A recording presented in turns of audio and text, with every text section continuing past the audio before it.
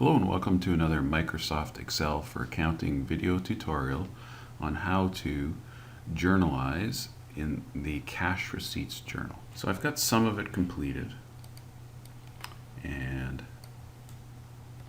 I'm going to show you how to do a few of the steps.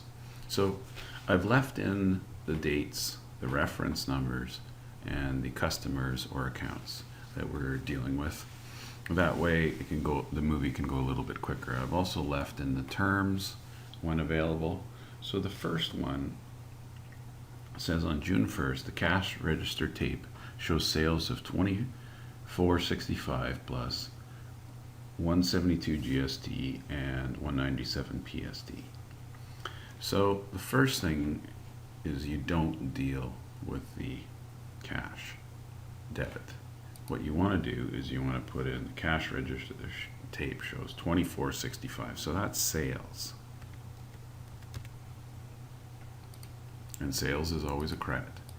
Then it gives us the GST and the PST, but it's actually easier to do the formula because you can fill it down for other formulas later on. So I'm just going to go equals this times 0.07.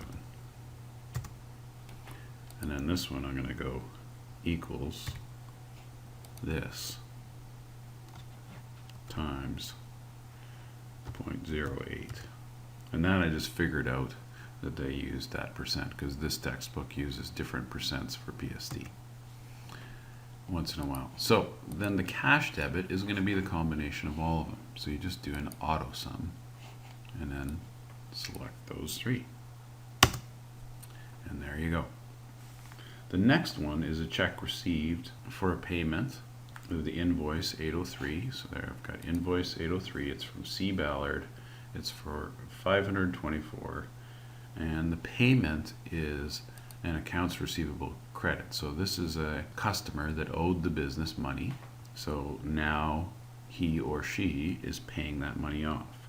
So it's 524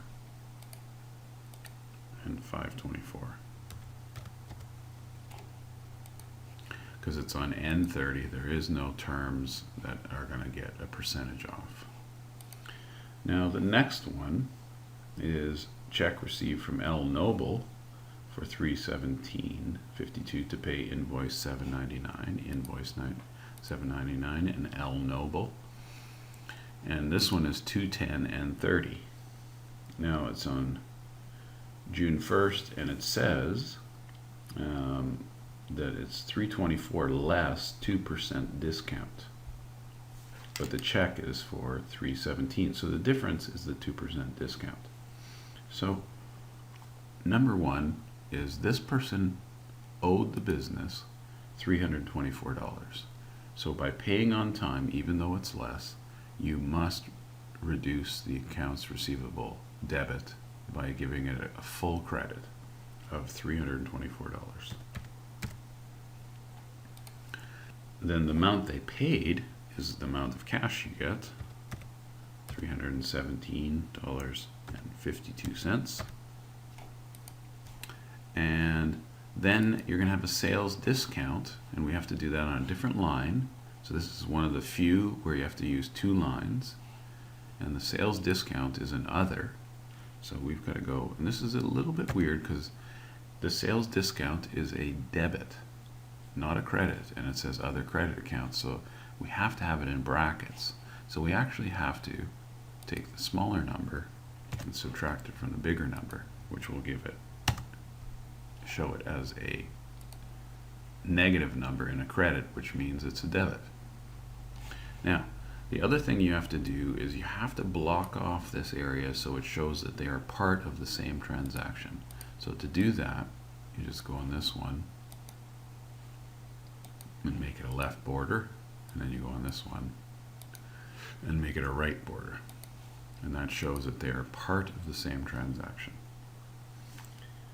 June 3rd, bank credit memo.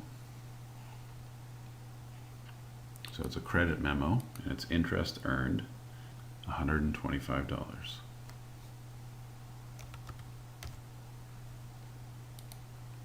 And if you got $125, then you have $125 more cash. Then on the 4th, K. Engel, the owner, for $2,500, an additional investment. So that one's going to be K. Engel Capital, the 4th, 2500, and that is an other account. It's none of these credit accounts, but it is credit.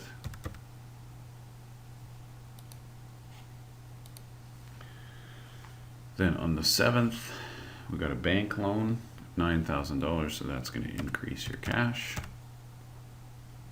And again, that's another other account.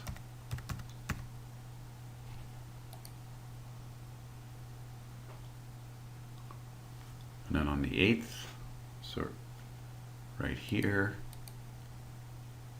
we've got C. Drago, and he did $548.80. But the invoice was for $560, so you have to credit his accounts receivable to get rid of the entire amount, $560. And then here is where you're going to have your circled account. So you got to take the smaller number minus the bigger number.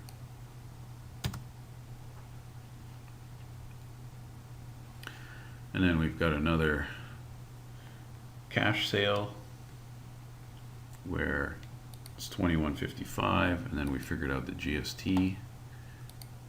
Now, these ones, if they were not there, I would take these two and just fill it down the whole way. And then I can delete these because there's nothing in there, and delete those because there's nothing in there. And that's how you figure out those way faster than typing them in. And then on the 10th, I've already finished that, and same with the sales discount. Now, what you need to do is you need to get a total for all of these. So we're going to do an auto sum for the entire thing, and then you fill it down. Now, the final check is we need to get the total debits. So we're going to go equals, and this is the only debit. And then we go auto sum and just take from here to here. And then you check to see that they're correct. Now, you will also notice that I have a spot here, account brackets. Now this doesn't get done until you post to the general ledger, and this row doesn't get done until you post sum to the general ledger. The other accounts will go to the general ledger, and the accounts receivables will go to the accounts receivable ledger. And that is how you do a cash receipts journal. Thanks for watching.